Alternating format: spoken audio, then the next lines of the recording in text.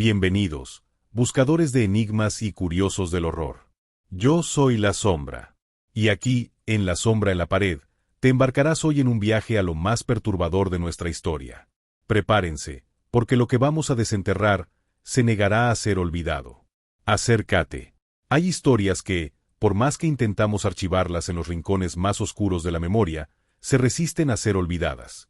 Se ahí quedan, susurrando desde el fondo de nuestra conciencia, recordándonos que el mal puede acechar incluso en los lugares más puros e inocentes. La historia que te voy a contar hoy es una de esas, un relato de infancia quebrada y de un horror que golpeó en un santuario de la seguridad. Hoy te voy a hablar de la tragedia del Campamento Diablo, aunque su nombre oficial era Campamento Cedar Lax. Y te aseguro que, después de esto, ese nombre, Campamento Diablo, resonará en tu mente con un eco mucho más siniestro. Retrocedamos en el tiempo, a un verano lejano, el de 1977.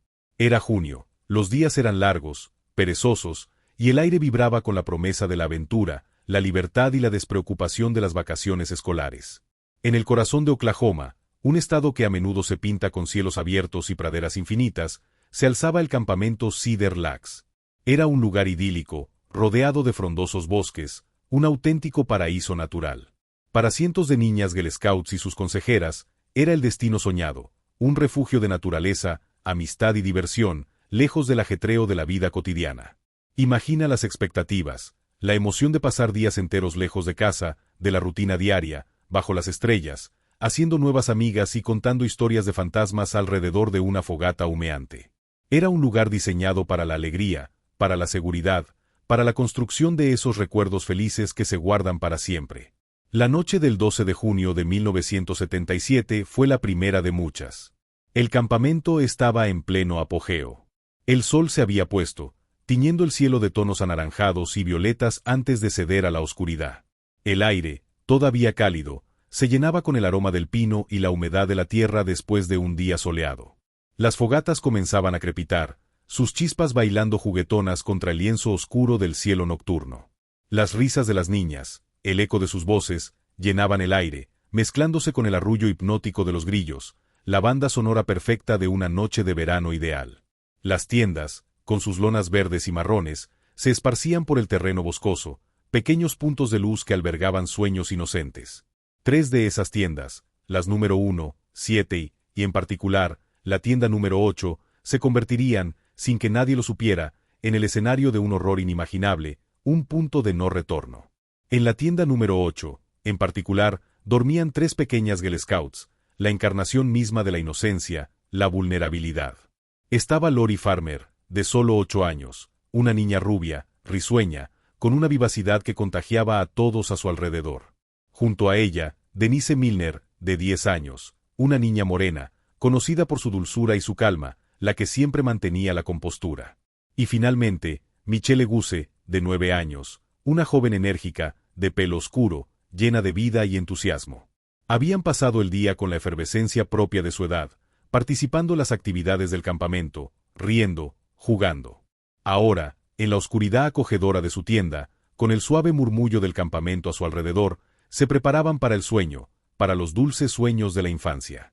Estaban completamente ajenas, trágicamente ajenas, al mal que, en ese preciso instante, ya se arrastraba, sigiloso y silencioso, entre los viejos árboles que las rodeaban, acercándose a su refugio.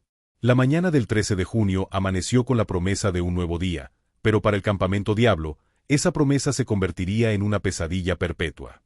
El campamento comenzó a desperezarse con el canto de los pájaros y el murmullo de las niñas que se levantaban, el aroma del desayuno comenzando a flotar en el aire.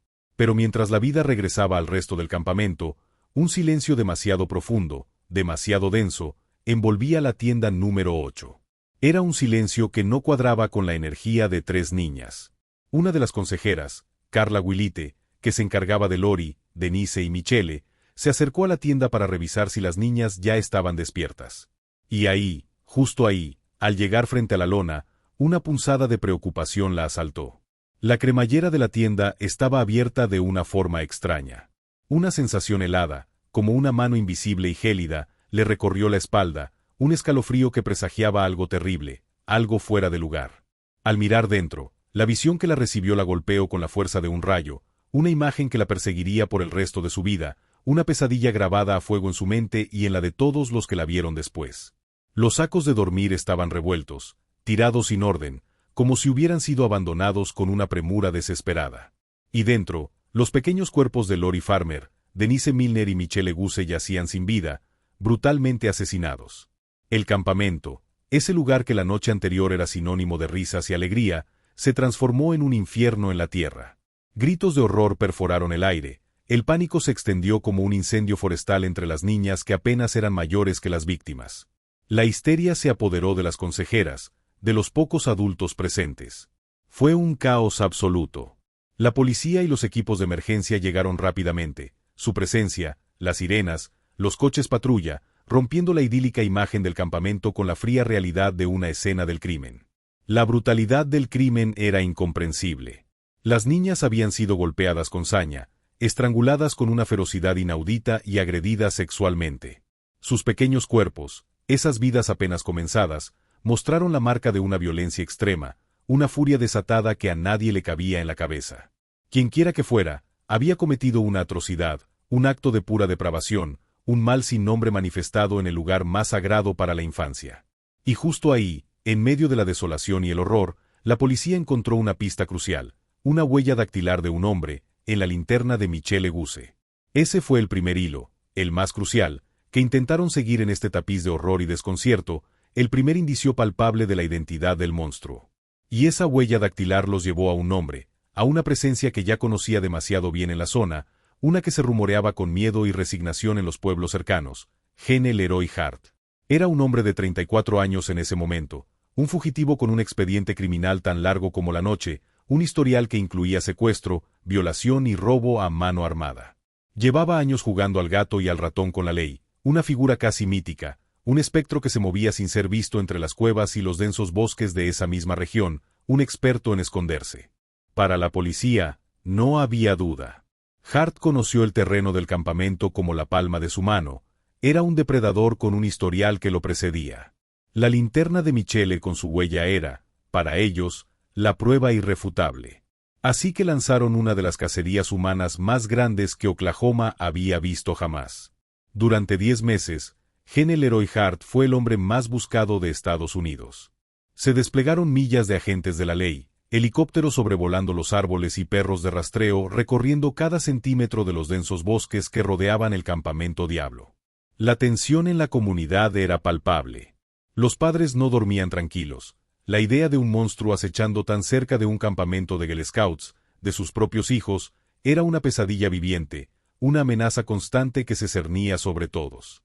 Finalmente, el 6 de abril de 1978, terminó la cacería.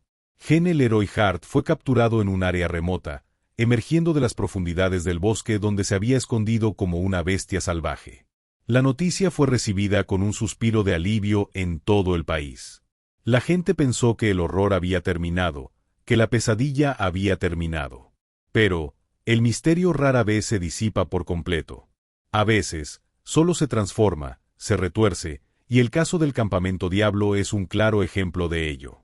El juicio de Gene Leroy Hart comenzó en marzo de 1979. La fiscalía presentó un caso que parecía sólido como una roca. Tenían la huella dactilar en la linterna de Michelle, el extenso historial criminal de Hart que incluía delitos violentos y sexuales, y su conocimiento íntimo del terreno del campamento, lo que le habría permitido entrar y salir sin ser detectado.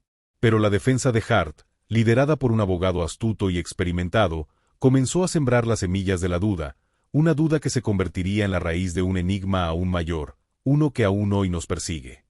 La defensa argumentó que la linterna podría haber sido manipulada o plantada por la policía o por otra persona después del crimen. La huella era un indicio, sí, pero ¿era suficiente prueba, sin más, para condenar a un hombre? Nadie vio a Hart en el campamento esa noche. Las consejeras que testificaron se habían reportado escuchando ruidos extraños y la voz de un hombre en el campamento antes del amanecer, pero ninguna pudo identificar a Hart con certeza.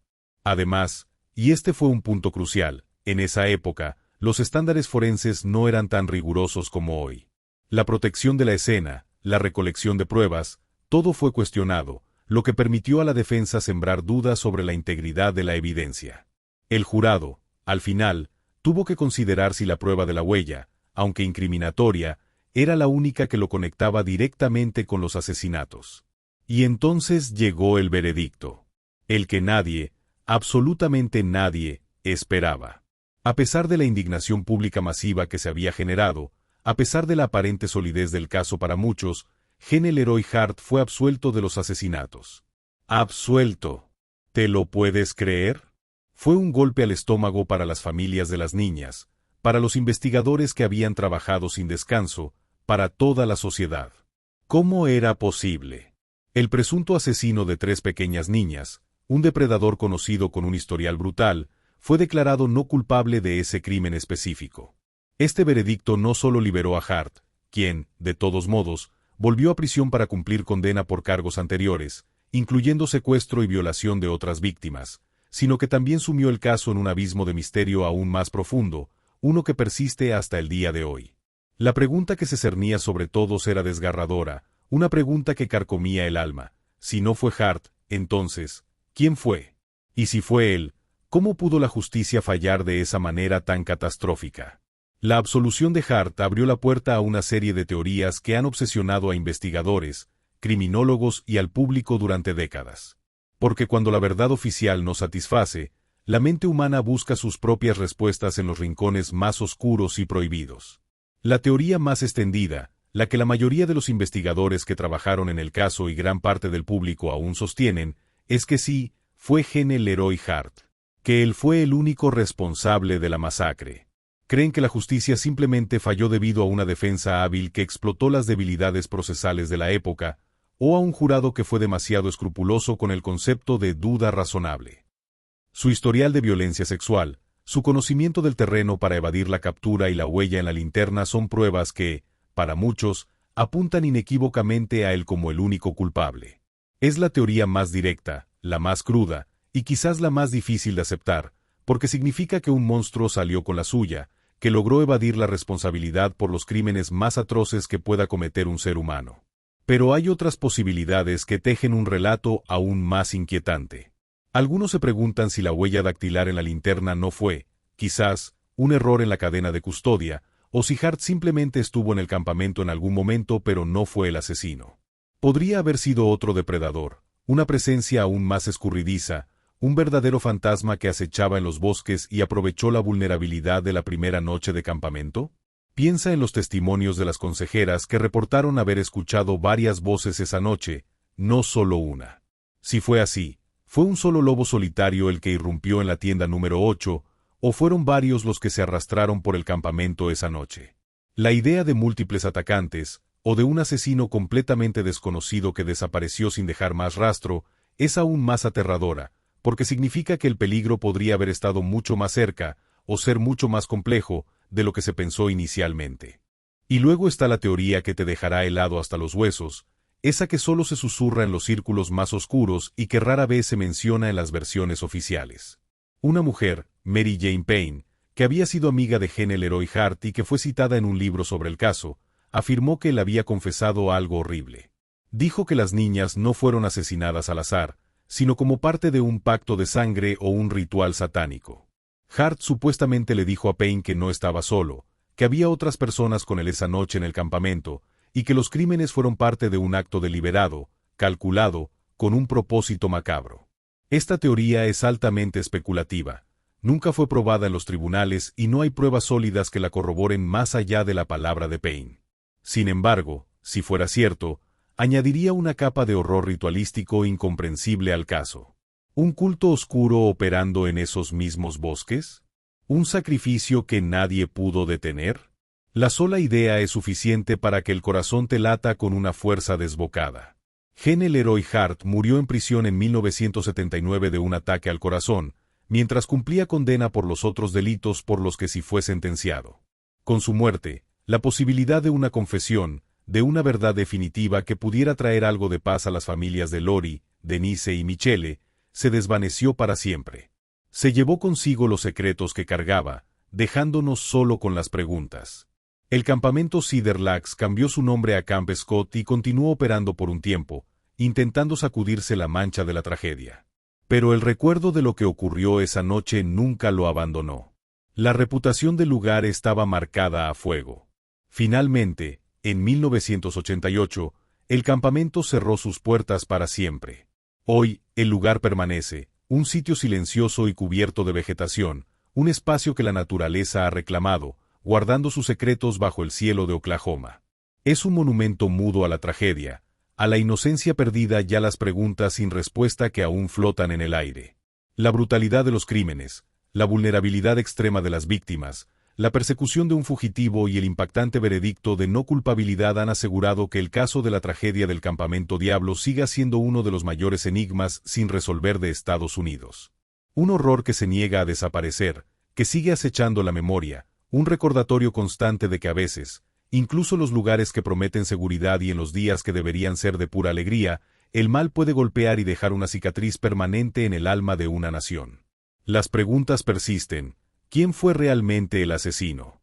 ¿Fue Gene Leroy Hart, o había otra presencia, o varias presencias, moviéndose en la oscuridad de esa noche de verano en la montaña del diablo, que se escabulleron para siempre?